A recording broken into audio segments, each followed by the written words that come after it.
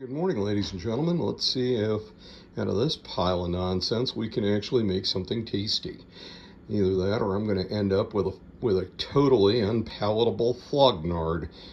Anyways, let's see what I can do with this as far as pineapple upside down cake. For the keen viewers playing at home, you'll see I don't have the maraschino cherries. I just have some preserved cherries.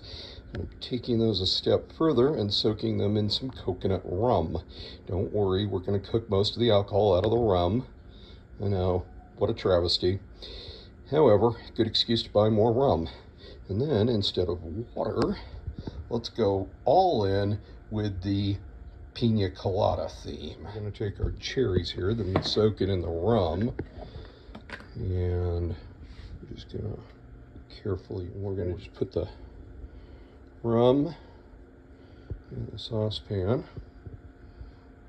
and heat that up. Once we heat that up, we'll burn off the alcohol. Once we're done there, we're going to throw in about 3/4 of the stick of butter to melt, reserving the last so we can, well, actually we'll probably just grease the sides of the pan really well, and then with my totally desiccated rock of brown sugar, we'll melt that in there as well. We've got our 9x13 glass all set up. Have my boulder of desiccated brown sugar soaking in 1 stick of melted butter. The rum the cherries were soaking in that has now been flambéed to remove most of the alcohol. I know, tears in the cheap seats.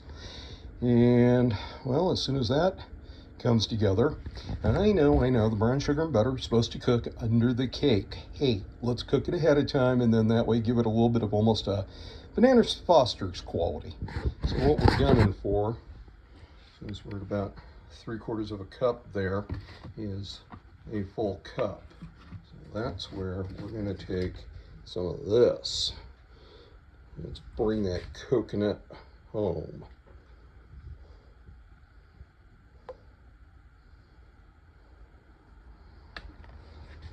Okay, that looks about like a cup. So there's our liquid. We'll get started on the cake mix here in just a minute. Say good morning, Bandit. Okay, Kat's got her 2 cents in right now. All right, so this looks like it's all set. All my major rocks of brown sugar are all dissolved. And now I've got a nice, smooth, yummy mixture there. Okay, maybe not how everybody else does it, but this is how I'm doing it. I'm taking this rum and brown sugar, and I am just putting it in the pan. And then I'll start assembling with the pineapple rings as soon as I can get the can open.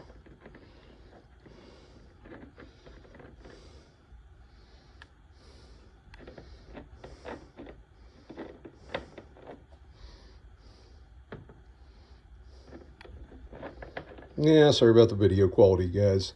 I'm trying to make a cake, watch what I'm doing, and do this while holding a phone. And okay, I apologize. Maybe it's not working as well as it should.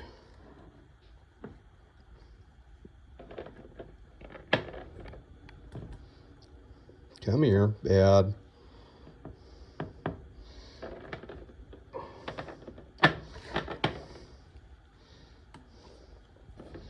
Yeah, we're just going to kind of crowd them in here and make it work. No, come here, bad.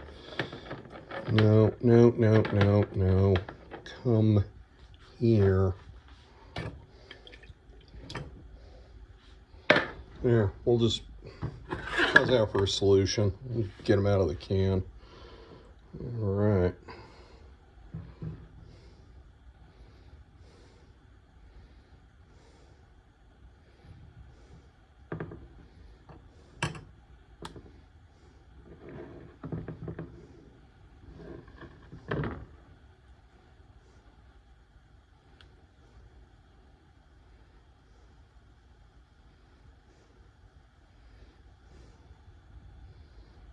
There, it works.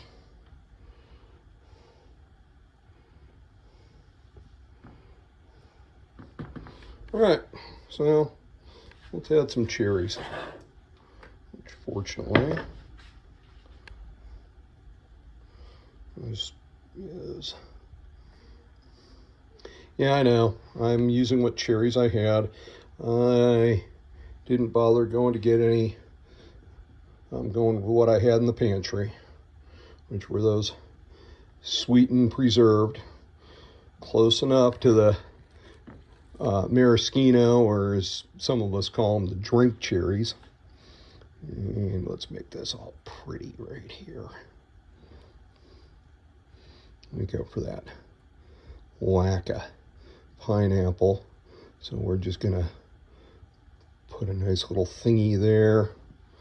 Put a little thingy at each end. That, by the way, is an incredibly technical term. You know, the little thingies.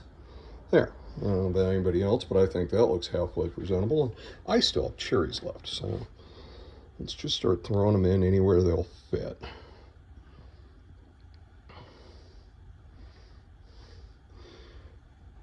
Oh, look. It's broken. I guess that's a quality sample. Okay.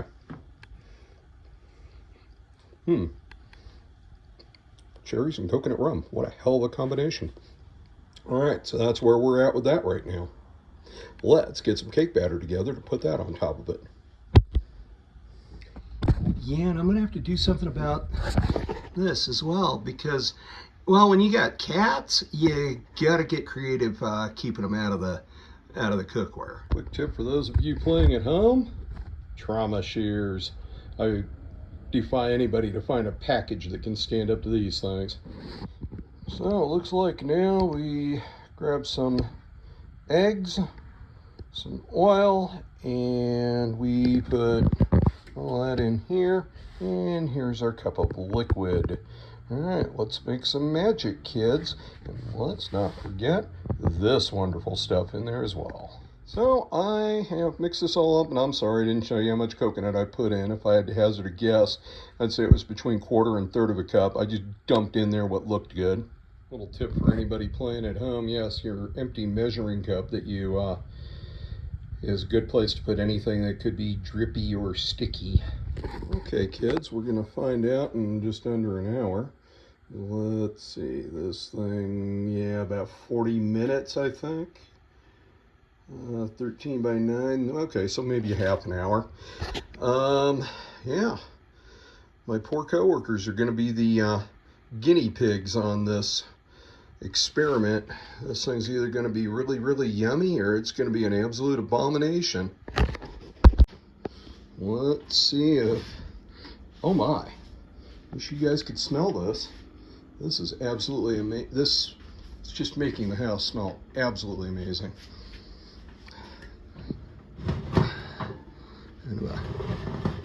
It looks pretty jiggly in the middle, so I don't think it's quite done yet. First stick. Yeah, that's definitely not done. So I'm saying at least another 15-20 minutes. So let's put it back and come back in about 15 minutes. Alrighty, kids, let's try take 2 here.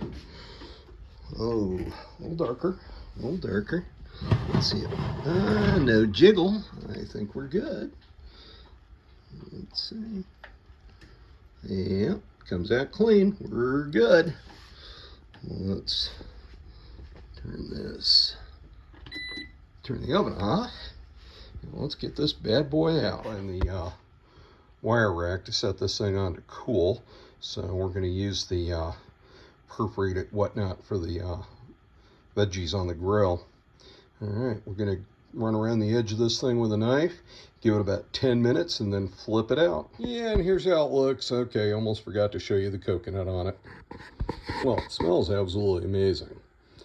And unbeknownst to my co-workers, they are the guinea pigs. So either this is going to be really yummy, or this abomination's going to, well, we'll find out. Thank you for joining us today, and have a wonderful afternoon.